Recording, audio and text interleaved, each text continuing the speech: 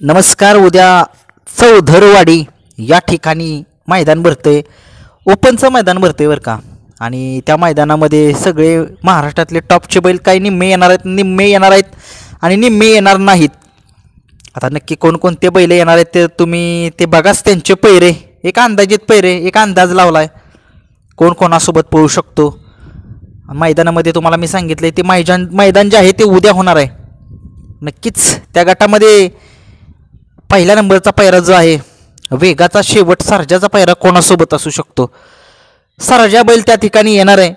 सर्जाचा पैरा एक जर तरवरती आहे, परंतु मला तर असं वाटतंय की पुण्यामधलाच एक बैल आहे, पण कोण आहे त्याचं नाव माहीत नाही. तुम्ही जर कोणाला माहीत असेल तर कमेंट्समध्ये सांगा.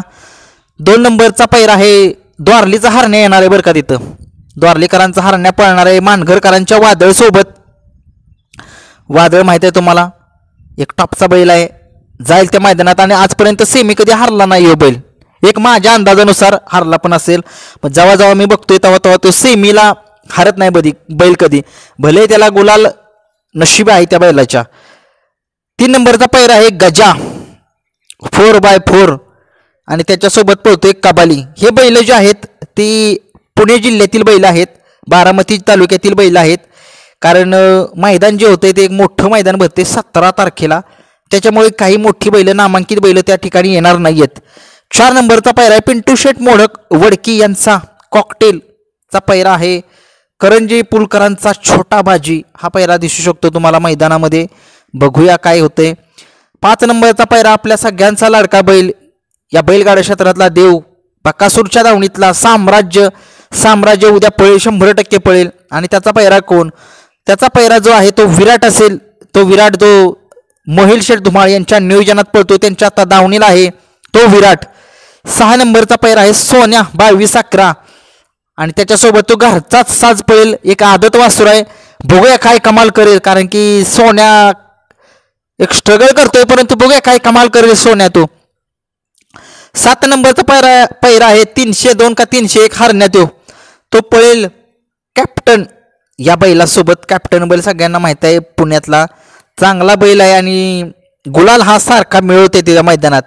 8 नंबरचा पैरा आहे मथुरा फार्म यांचा अर्जुन कुणाचा पैरा असेल अर्जुनचा? मेहबूब हा एक बैल आहे, बघूया त्याच्यासोबत पळतोय की कुणासोबत पळतोय. 9 नंबरचा पैरा बावधनकरांचा लक्षा, ही जोडी टॉपला पळते आणि त्याच्यासोबत वडूजचा हरण्या ही मागच्या वेळेस जोडी पळाली होती, परंतु बघूया उद्याच्या मैदानामध्ये ही जोडी दिसती का वेगळा पैरा होतोय हा बावधनचा लक्षाचा.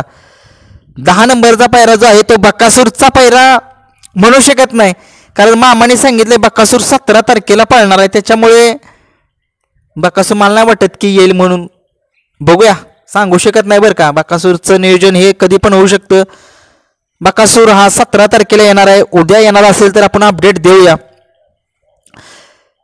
11 नंबरचा पैरा आहे दैवत गोवेकर यांचा बैजा आणि आत्ता चर्चेत आलेला बैल आहे सर्किट.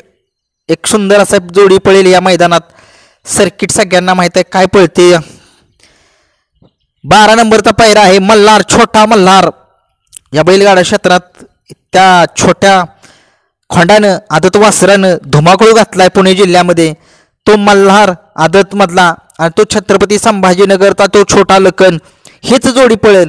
मला वाटते ही जर जोडी जर पळाली तर गुलाल हा फिक्स असेल, कारण की उंची लहान कीर्तिमान जरी म्हटलं तरी चालेल. 13 नंबरचा पैरा आहे बुलेट आणि हौशा. आत्ता बुलेट बैल फायनलमध्ये सारखा दिसतोय, बघूया काय कमाल करेल बुलेट आणि हौशा. 14 नंबरचा पैरा आहे फुरसंगीतचा गुरु आणि एलपी. ही जोडी बघा फुटत नाही कधी जोडी ही, आणि मैदानात फायनल राहतेच. पुण्यातली जोडी मैदान होती त्यावेळेस ही जोडी गटूनच पळते. बघूया उद्या बी पळेलच जोडी ही गटून. 15 नंबरचा पैरा आहे यवतमाळ जिल्ह्याची आणबाण शान फायर आणि फायर सोबत पळू शकतो नांदेड सिटीचा भारत. बघूया काय कमाल होते उद्याच्या मैदानामध्ये. चौधरवाडीच्या हे होते आज मैदानामध्ये 15 अंदाजित पैरे. जर कोणाला जर पहिले फिक्स माहीत असतील तर तुम्ही कमेंट्समध्ये नक्कीच सांगा. आणि बकासूर आपला 17 तारखेला येणार आहे. जर उद्या येणार असेल तर आपण अपडेट देऊया. धन्यवाद.